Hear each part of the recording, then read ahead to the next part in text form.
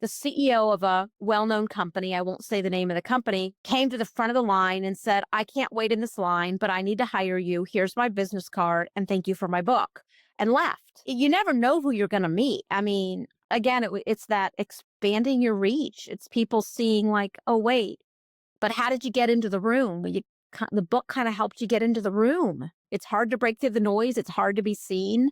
And I feel like the book is the unlock. Rachel, I'd love to start with just a little bit of your background. Like, what was the life situation that you were in that led you to thinking like, oh my God, maybe I should write a book?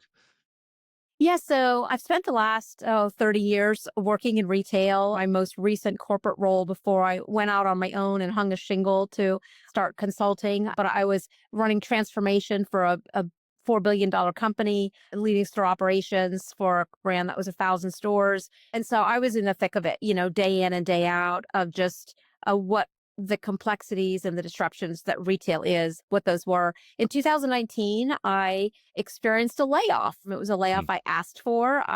In transformation, you are firing people for a living often. And that's what I was doing. I didn't like it. I said, I don't want to do this.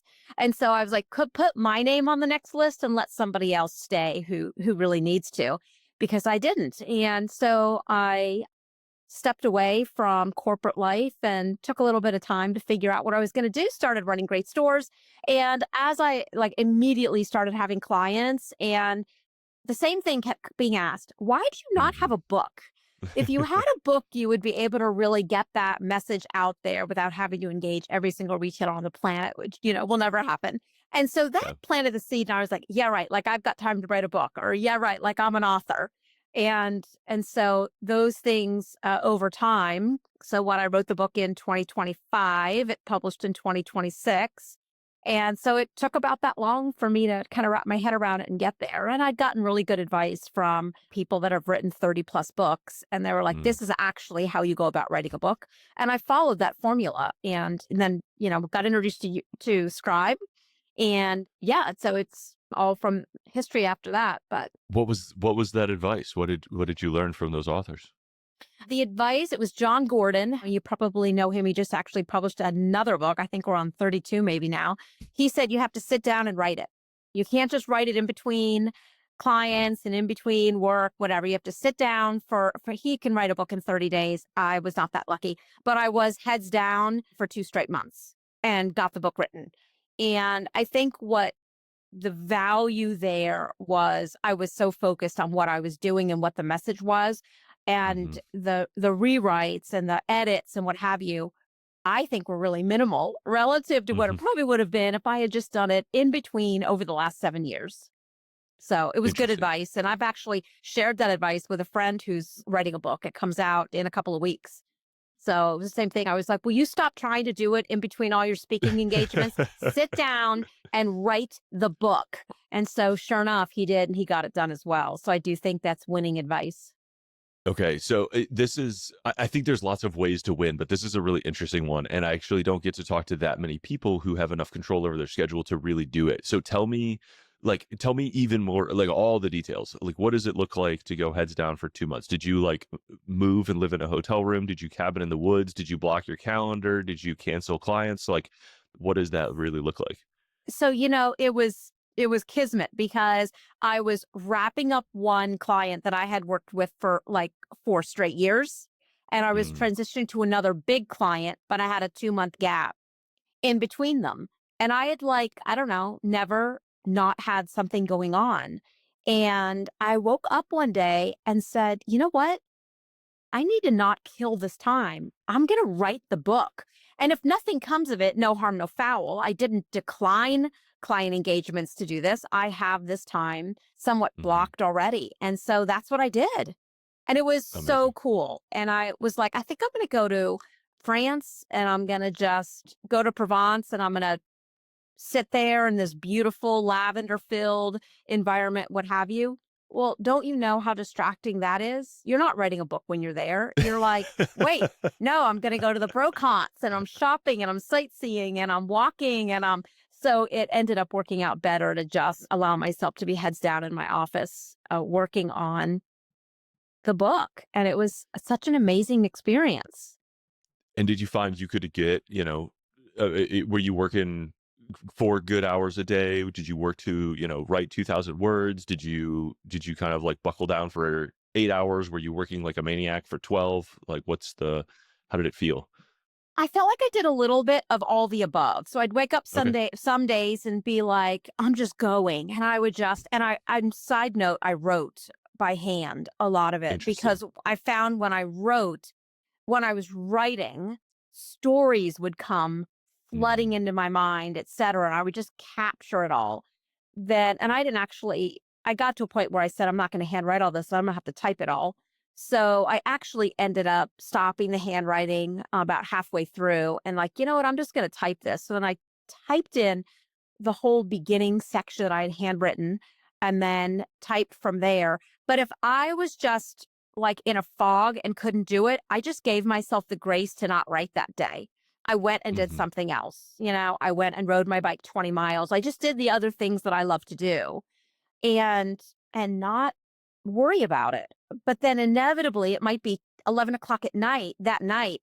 All of a sudden I can't sleep and I have a great thought and I just start writing.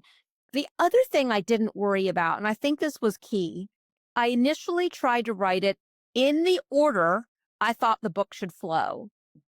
And then I realized that I was forcing myself to think very linearly and I didn't want to do that. So I was like, just write the information and worry about Mhm. organizing it later. And that was key. That Mhm. allowed this free flow of, thoughts and experiences and stories. And my book is filled with real stories, which feedback from people who are reading it are like, we love the stories so much because it brings to life what you're trying to say we need to do to run a great store. Yeah, it's so much easier for people to remember stories and relate to them. It's something that, in particular, nonfiction authors, I feel like underuse. You know, the wealth of experience you have from all these, the long career plus the consulting that you've done is, people get to see themselves and place themselves in stories in some really interesting ways. I'm curious how the book changed, how your vision for it changed through this kind of creative process. You wrote it very quickly, and kudos to you for being able to just sort of get it down on paper without overthinking the process of getting it down on paper. I agree that's a very important distinction. Were you did the vision change as you worked through it, or do you kind of knew what it was going to look like and had a clear path towards it? Well, to be honest, in 2020, I started writing a book Okay. and I wrote a 3-chapter manuscript and gave it to a publisher. And they came back with, we don't like this book. We don't think it has legs. We think that the audience is too narrow and we're just not interested in publishing it. And I threw it away. I didn't even Hmm. save it. I literally Oh, discarded, I just discarded all of it because I was like, I'm just not doing this. I need a fresh idea. And this idea came in my mind of exactly how I wanted to do this book. And I knew it was the right way to do it. I'd done a ton of research on books available about retail. I knew that it was going to be unique to what was already available in the space. And I didn't doubt myself. I just went with it. I will tell you the editing process when I was in the middle of going through the publishing process did at times make me rethink what I had written, what I was mm, doing. And that was only because I had a tendency to overthink it. Like, wait, is this going to resonate? Wait, I'm investing a lot here, right? Spending mhm. time and effort and what have you. And is it going to resonate? And so there were moments where I would like want to rethink it and rewrite and what have you. And maybe that's normal. You guys had sat or Scribe Publishing had sat your book about writing books and just some things that you should expect during the writing process. And I a few times went back to that and I was like, okay, I'm in that valley of like, am I sure I should be doing this? Is it the right time, the right book, the right content? But if you can keep pushing through, I mean, it helped for me that I had my husband, my daughter, some work colleagues that were all really supporting the effort and Mhm. said, don't question. y- You've been number one in every role you've ever had, no matter the size of the retailer. Help other people understand it is possible and what it looks like. It's not luck. It's not a fluke. It's actually, there's a framework for it. And they were like, just stick to what you know. Don't get distracted by well, someone else had this idea and they had that idea. Like, just stick to it. And when I did that, when I was true to kind of what I thought was really going to help people, when the day was done, you're not Mhm. going to become a millionaire off selling your books. The the idea, I think the heart of it has to be, I want to impact the industry. I want to help people who work in retail. Retail's often the Mhm. role that people take until they find the role they want, not always being overlooked as a legitimate, fulfilling career. And so I knew the impact the book could have, and I knew what my goal was from an impact point of view. So I just had to stick with it. And I did, and I'm glad I did. I'm getting really good feedback about the book, selling lots of copies of it. And I think it's helping lend credibility to my voice when you're a Mhm. published author, let alone a number one best-selling Amazon author, doesn't hurt. And I'm seeing a lot of potential client engagements around it. And, all those things were the byproduct goal that I was hoping would happen. That's awesome. Yeah, I that Yeah. leads us directly into sort of how you use it in the context of your broader business, which is retail consulting, and it's just you, right? You're Yes, consulting? and I use sub-consultants Okay. for projects. So, for example, if I am working with a particular client, I've got an awesome client right now out west, and there were some parts of the project that I will use a sub-consultant for, Mhm. because I've always been this way. I believe that you should only work with experts in role. So for Mm. me to pretend like I'm an expert in HR, I'm an expert in finance. No, no, I'm an expert in store operations and everything that includes. When I need to go deeper in a complex scenario, I will bring in a sub, but they're not employees. They are sub consultants and they'll work for me for the span of the project, then I'll use them at the next project as needed. So I have HR sub, finance sub, I have event sub consultants that help me when we're Mhm. putting on big events, et cetera. So lots of Very cool. span there. Yeah, Very yeah. cool. So you said this is like leading to engagements and helping with clients. Like how is it just the fact that people discover you through this book? Is it that you sort I of think it was are 3 yeah, I think it was 3 things. The first thing was I followed everything Scribe told me to do mm, to the letter, as far as build out that list of people that will, write reviews for you, build out the list of people who will talk to their audience about your book, build out that list of people that'll write blurbs for you for your book, etc. And so I followed that to the letter. If I was supposed to have 50 people do reviews, I had 60 people do reviews. Like I really took to heart the instructions. Again, you guys are experts. Scribe is an expert in publishing. And so I listened to the experts and didn't try and interpret what that might mean for me or what I might have time to do. So I did that part. So that's probably number one. Number two, I actually had a strategy for sending books to people I knew in the industry, either prior clients, people who I had worked with across my retail career at many different mhm. brands, and then as well, brands that I admire, retail brands that are either new on the scene or direct to consumer brands that are moving into brick and mortar, and I wanted to potentially work with them. Like, I just really admire the work they're doing. And I sent them a book, and I had cards made with a special note that went inside each book. I had vinyl die cut stickers made of the Mini Cooper, which of course is a key part of the art inside the book, which I'll explain that in a minute. And so I had little marketing pieces made, had a acrylic keychain of the Mini Cooper made that I send people to use as a bookmark. Like, just lots of fun things that tie back to the book. The shipping envelopes I had made actually have the cover of the book full printed on it. So when Oh, it gets very cool. received, they actually see that on the outside. And of course, I use the artwork provided by Scribe, the number one Amazon bestseller artwork with it. And so all these little pieces and parts, first and foremost, I think I've gotten the most feedback about all the marketing components that I've done. I worked actually with a marketing person who just helped me really think holistically about my brand, which the book really, really well defines and upholds my brand. And then all those pieces and parts that are interesting to people that make them want to flip through it and open it. And then the third thing is that I'm on social media talking about it, or people that have bought the book are on social media talking about the impact that it's had.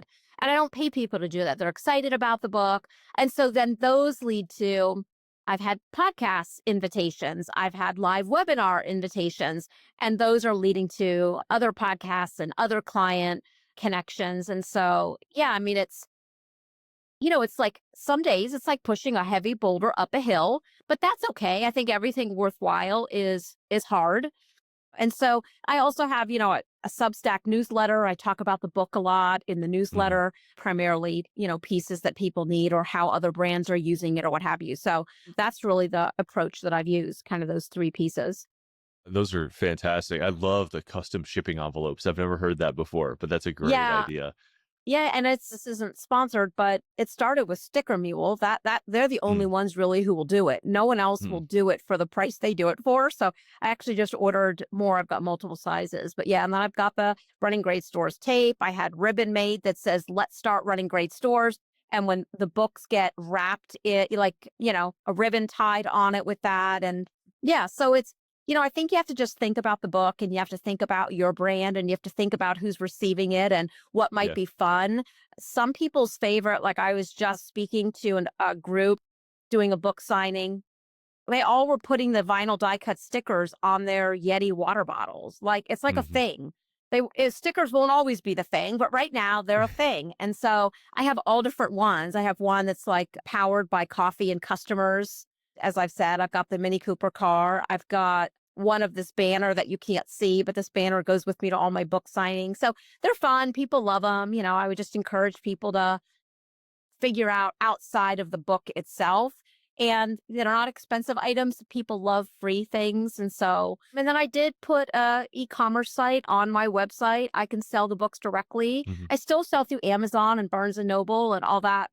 But the idea is I can personalize the book to each person receiving it. And so Yeah. they're able to do all that through my shop on my website. And so they're all the books, of course, then come autographed, things I can't offer through thirdparty.com. So I also get to know who's buying the book and what their businesses are. I will say that shortly after the book was published, I realized that I assumed everyone else was inside my head and understood what implementation might look like. So I created a Mm. 25-page implementation guide. And there's two versions of it. There's a version if you are a business owner, and there's a version if you're a multi-unit leader, a district manager, a regional manager. Mm. The wording's a little bit different. And they get that free when they order the book. So again, the benefit, I'll tuck it into, every book order that I get because kind of like the car. So my company car is a Mini Cooper, and I wanted the Mini Cooper inside the book. When you flip through this book, you see the car moving because the Oh, that's so car is cool. positioned on the time to take action. And it's a 30-day book. So there's 30 of them. And the car is just moving from left to right because the idea is if you don't apply what you read, nothing changes. Just like if you don't drive the car, you don't ever move. Right. And so all of those, I think, pieces and parts make it fun, but send the ultimate message. Reading a book does not change anything. Applying the book is where real change happens. And so that's kind of been, my message and my mantra. It's like CEOs reach out to me, they're buying 100 books for their stores. And it's like, your DMs need the implementation guide. I'm happy to sit on a call with them about how to do it, but it's not a magic book. Let's just remember that. It's not magic. We have to do the work Yeah. of the work once we've read it. So, yeah, there's a little bit of an intensity there with me around it because I wish you could just read it and be number one. You won't read it and be number one. If you read it and apply it, you can hit number one. Yeah, a good friend who often repeats, "Learning is changing behavior." So it's a good reminder. Yeah, no silver bullets. I love there's so much to love about this book that I feel like you did, it's obviously like you have some advantages having spent a career in the world of branding and marketing and customer focus. But I would encourage people if you haven't seen it to just look up this book and Rachel's brand generally because it is really fun and it is really unique. Yeah. The, Well, and one of the experts that sits at Scribe Publishing, because there's these things called Rachelisms sprinkled mm, throughout the book, and they're things I'm known for saying. In fact, there's a funny thing in here. It's a true story. I was leading a 1,000 brand team, and a brand with 1,000 stores. Let me say that right. And she used to write down the Rachelisms, and she was like, "Someday you're going to have a book about Rachelisms." Well, this isn't that book, but a lot of them are in here. And in talking about it, one of the people on the Scribe team said, "I can envision a cartoon, like a New York Times sketched cartoon of you in like a box with those Rachelisms." And then we did the same with the Mini Cooper car. We animated that. But I think those ideas, that having a publishing partner that Hmm. helps you continue to elevate what you're trying to deliver, having a great cover or a great branded piece might sell the book, but might not. What's written inside is what will keep selling the book, right? So Yeah. you can't just like have a fun cover and then think you're home free. You're not. But it's an important part. And I don't think enough people spend time on the actual layout of the inside of the book. And is it easy? I mean, I have so many books in my library, but I even bought other books that were 30-day type books to say, how should the layout look? What do Hmm. people expect when they buy something that I'm going to read once a day for 30 days? And so that really helped as well. So I love it. I mean, I don't know that I have another book in me, but I will say that I have some clients say, "We want you to write a book about talent, from finding them to developing them, promoting them, etc." Again, I don't know if I have another book in me, but if I do, Scribe will be the first to know. Well, that's it's how the first book came, right? It's people That's right. pulling it out of you, asking questions, saying you should write it down, just telling you about the problem they wish you'd solve for them. So that's how it happens. I like to ask what unexpected good things have happened as a result of your book being out in the world. I know as we record this, we're not too far from the launch, but it sounds like some things have already started rolling. Yeah. I mean, I think the best things that have happened is, no matter how many years I've been doing this, and no matter how many people in retail know me, and it's a lot of people who know who I am. And it's one of the reasons I like having my face, because as your last name changes and you get married or remarried or Hmm. what have you, and then people don't know the last name anymore, but they know who I am when they see, like, "Oh yeah, I know her. I worked with her at the Gap. I worked with her at Ann Taylor. I worked with her at Bath and Body Works, what have you." And so that's a piece where I've always used my face in my consulting business.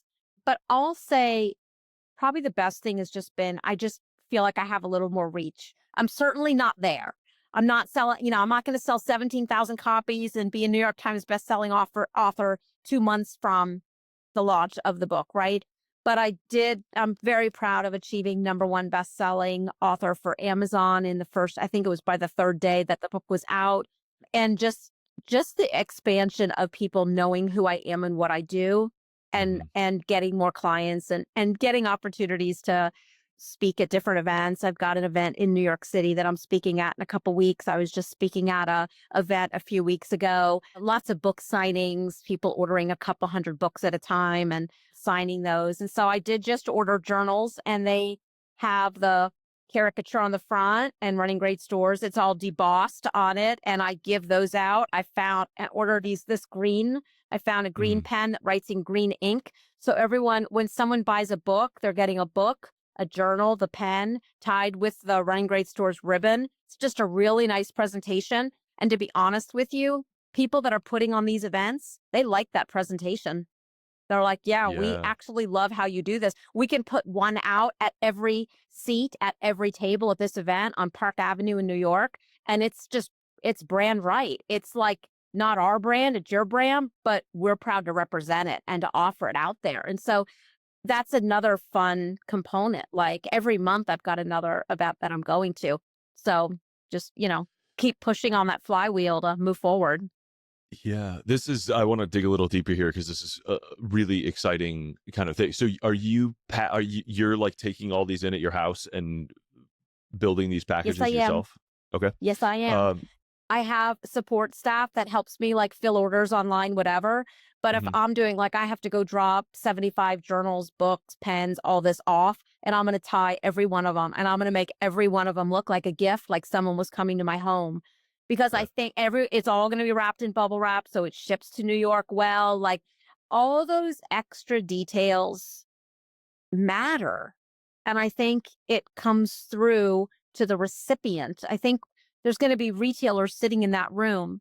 And I have to believe they're going to say, all right, I a little bit love this attention to detail because retail is detail and we know that. And so these experiences that people are having with the book, whether they hire me or not, that's for me, it's the passion and the impact of being able to help retailers do this hard job better. The Mm. book was written, I thought I would see store managers and district managers primarily the ones buying it. And there's a thing out there, I don't know who made this up, but says district managers are the second hardest job in retail, managing the first hardest job in retail, and that's the store manager. And so anywhere that I can get that message out, it's a hard job. They're closest to the customer.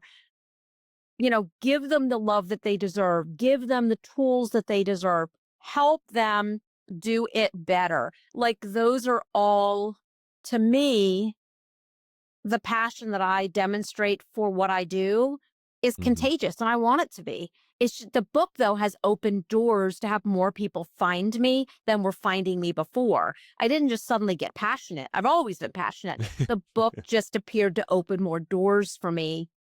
There's just a credibility there. And now I've got people I've mailed a free copy to.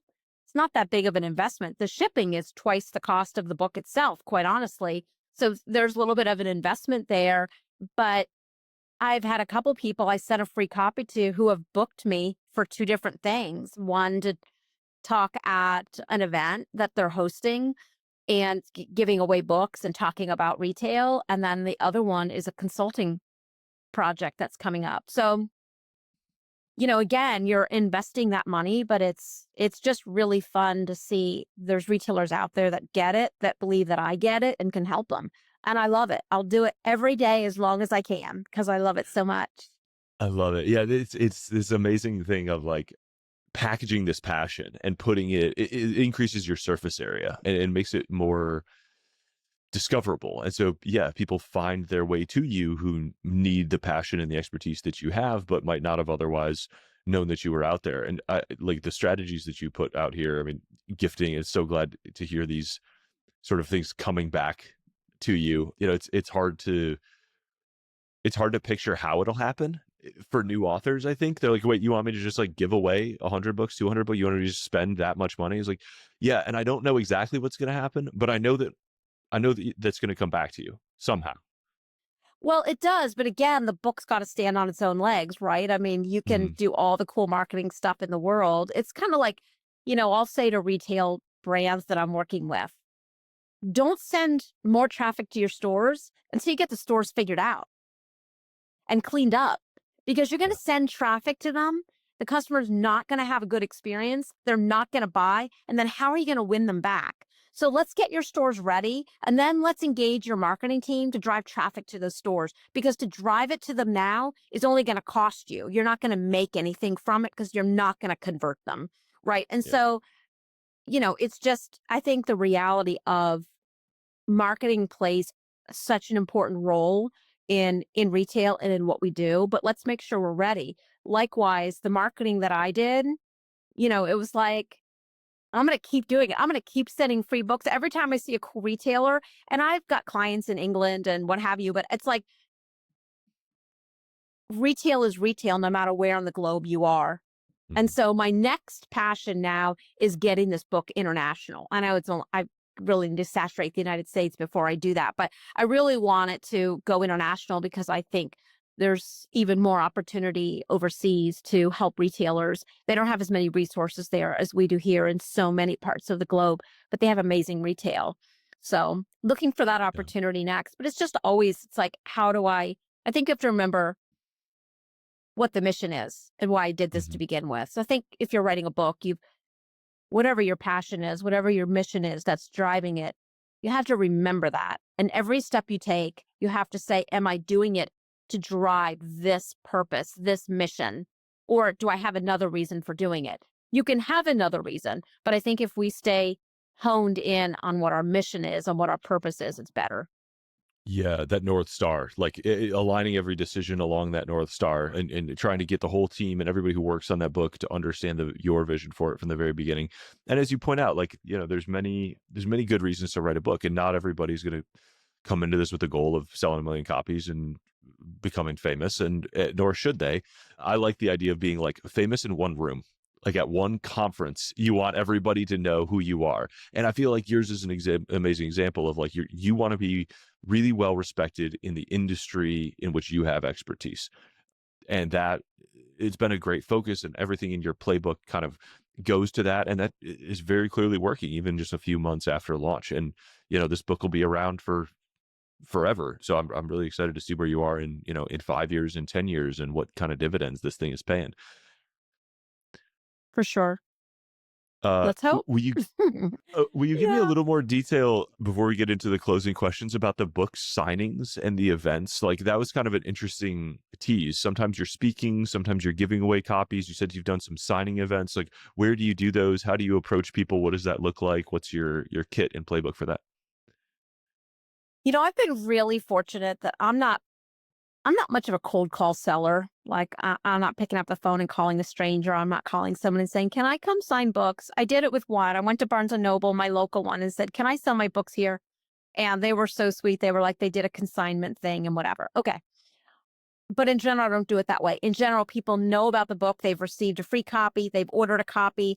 They they have history with me somewhere. It could be 20 years ago, what have you.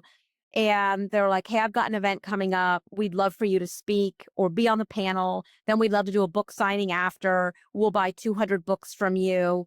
We'd love you to autograph them. And then you can still personalize them at the table." So I was like, okay, what are all the things I need to show up really professionally for this? Not like, Hmm. some local schmokel person who just wrote a book and found a publisher.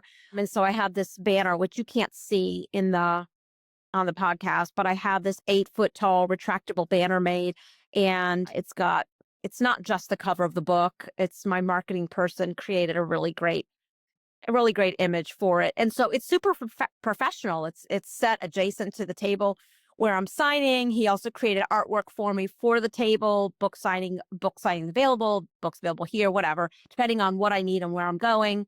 And so I have like a kit of parts, if you will, Hmm. that I just can bring with me. I usually bring, you know, other giveaways, die cut stickers, keychains, all the things.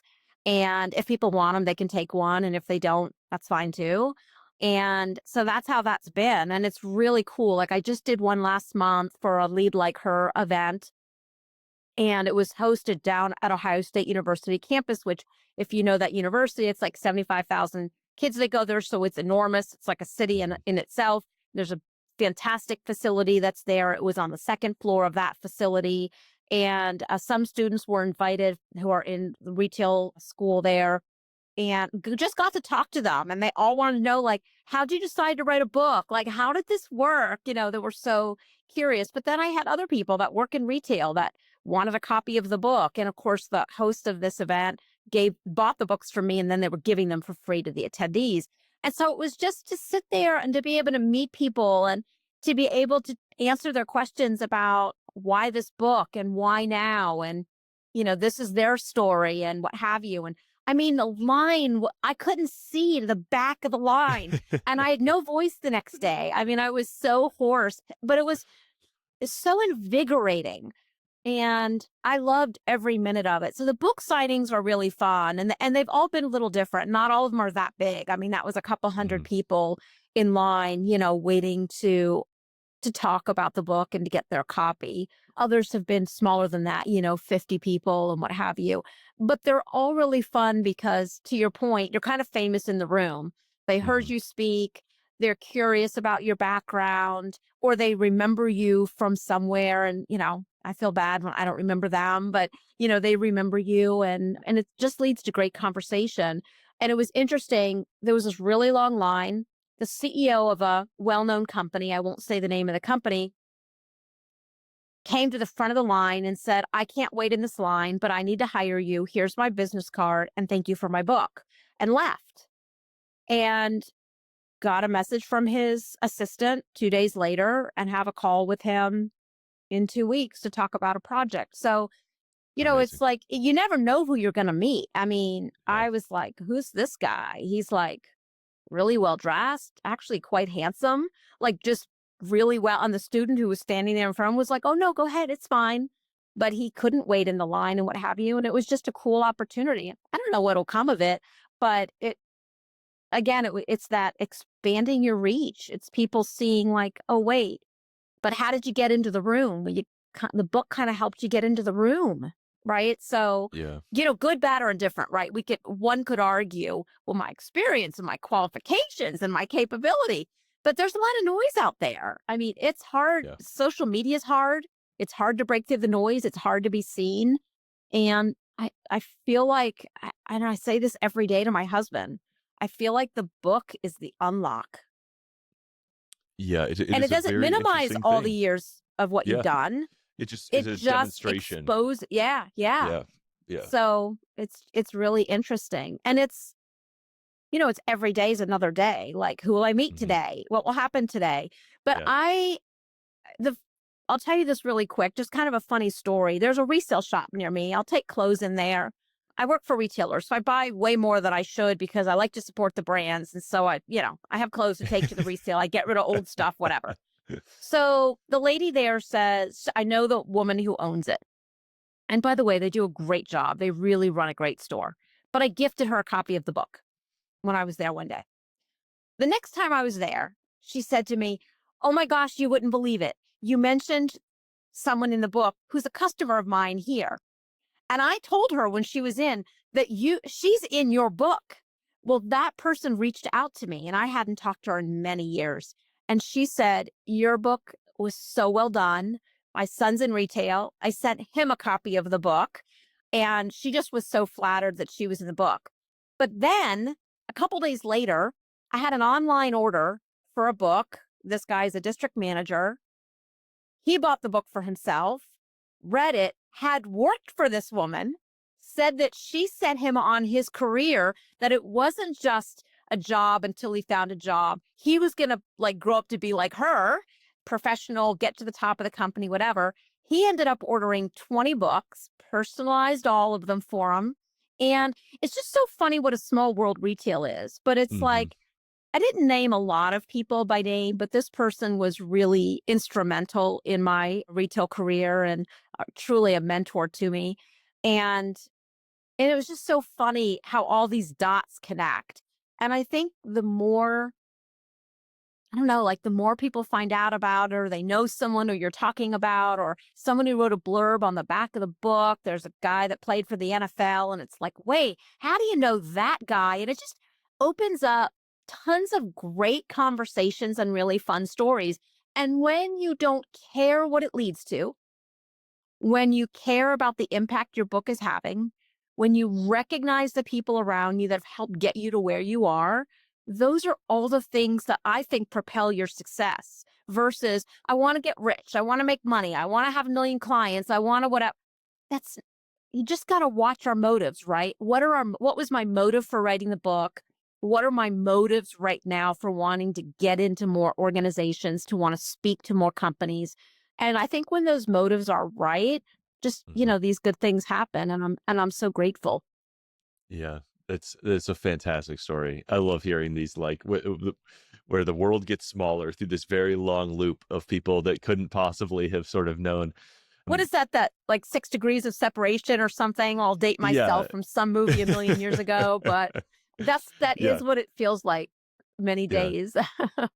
So let's think back to, your 2019, 2020 self, and what piece of advice do you think is most important for you to pass along to an author who's just starting out? I find that every author sort of learned from the ones who came before them, and they're a little further down the road. So I'm trying to kind of get a collection of wisdom from down the road for those just teetering on the edge of committing. I think probably the best advice I could give someone else is don't doubt your ability to do it. Don't listen to the naysayers. Don't listen to the voice in your head. The voices in our heads are usually just full of lies. Don't listen to those, but believe in what it is you want to do, what it is you want to say, the message you want to get out there. Seek what I'll call wise counsel, people that will say to you, yes, you have enough information for a legit book or you don't.